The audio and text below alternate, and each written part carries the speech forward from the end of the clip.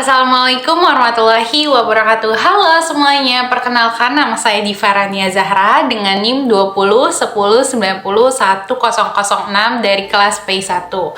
Maksud dan tujuan dari dibuatnya video ini adalah untuk memenuhi tugas mata kuliah Psikologi Pendidikan.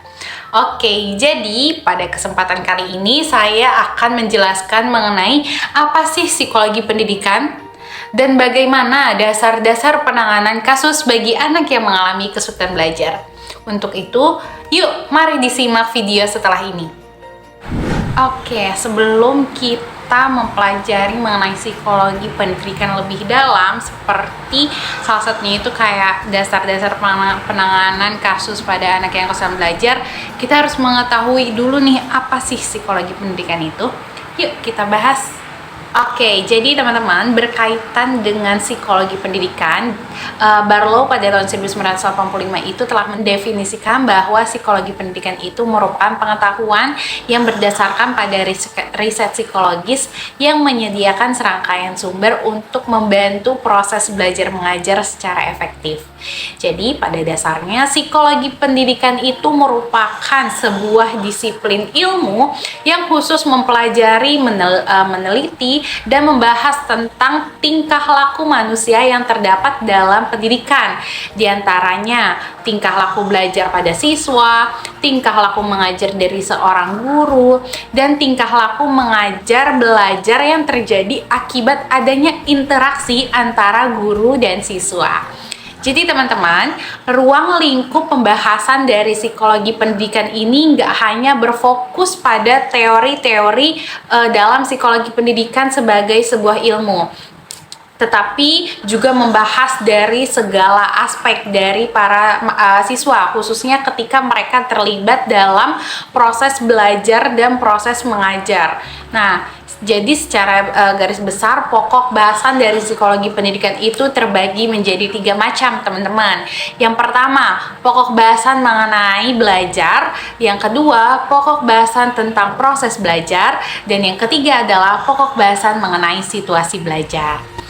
Oke, jadi sekarang kita akan masuk ke materi utama, yaitu dasar-dasar penanganan kasus kesulitan belajar. Jadi teman-teman, menurut Woody pada tahun 1969 menyatakan bahwa ada 3 persyaratan yang harus dipenuhi dalam pelaksanaan dan pengaturan diagnosis. Nah, apa aja sih?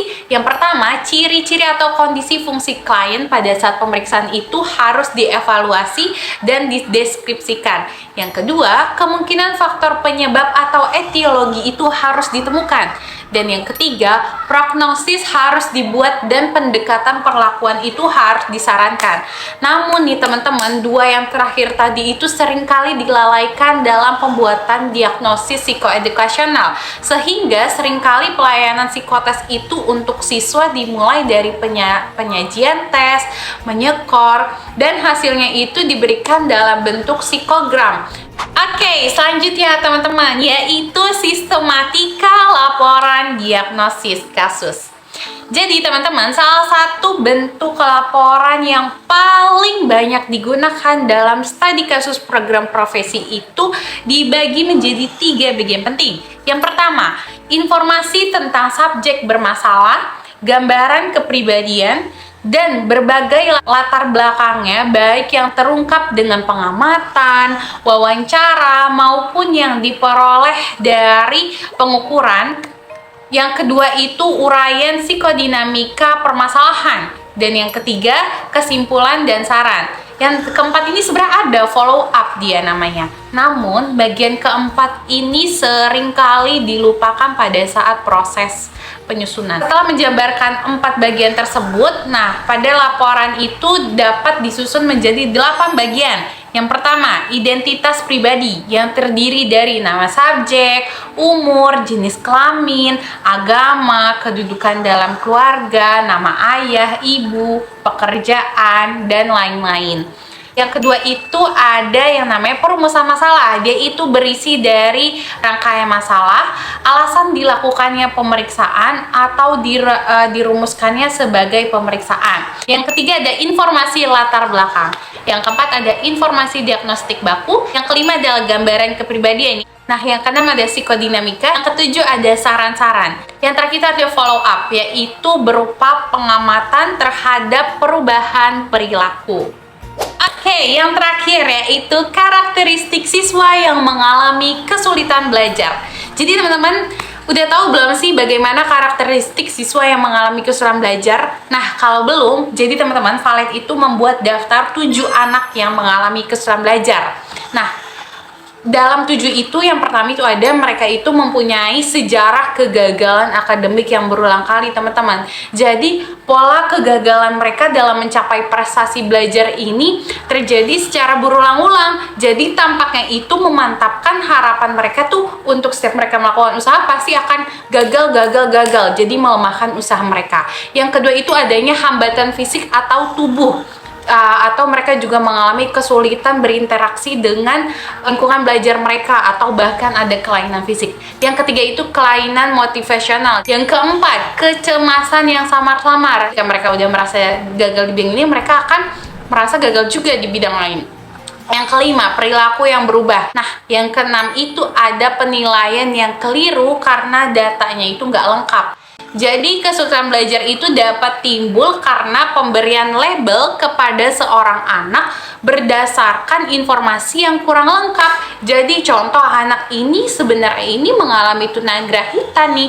Dia nggak bisa mengikuti sekolah pada umumnya. Tapi karena labelnya salah, dia dianggap normal. Nah, jadi dia ini tuh masuk ke sekolah biasa, padahal tuh dia tuh nggak mencukupi untuk mengikuti pendidikan seperti anak biasa. Yang terakhir ada pendidikan dan pola asuh yang tidak dapat memadai.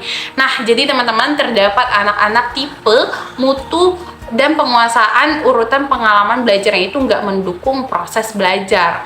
Jadi kayak kadang-kadang kesalahannya itu ya memang nggak terletak pada sistem pendidikan sendiri, tapi kepada ketidakcocokan antara kebutuhan anak dengan kegiatan-kegiatan dalam kelas. Nah, baik, itu dia tadi penjelasan mengenai psikologi pendidikan dan dasar-dasar penanganan anak yang mengalami kesulitan belajar. Jadi teman-teman dapat disimpulkan nih bahwa kita sebelum menyusun laporan diagnosis itu maka harus menjabarkan 8 bagian, yaitu identitas pribadi, perumusan masalah, informasi latar belakang, informasi diagnostik baku, gambaran kepribadian, psikodinamika, saran-saran, dan follow up.